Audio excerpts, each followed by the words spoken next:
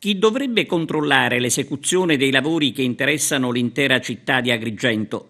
La domanda, si potrebbe dire, sorge spontanea da parte dei cittadini che proprio non ne possono più di convivere con gli escavatori e le betoniere che dalla mattina alla sera arrecano problemi a non finire, soprattutto alla circolazione stradale. È il caso di Fontanelle, un quartiere ostaggio dei lavori per la fibra ottica che stanno praticamente distruggendo l'asfalto della piazzetta dove il sabato si tiene il mercatino, che a questo punto potrebbe saltare visto che nell'area è stato versato del cemento con vistose macchie.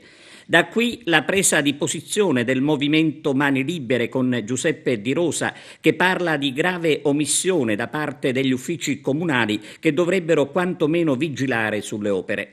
Un altro esempio, dice Di Rosa, di anarchia. Anche da parte del comitato Fontanelle Insieme arriva la protesta per quanto sta avvenendo senza alcun controllo, con i cittadini messi a dura prova.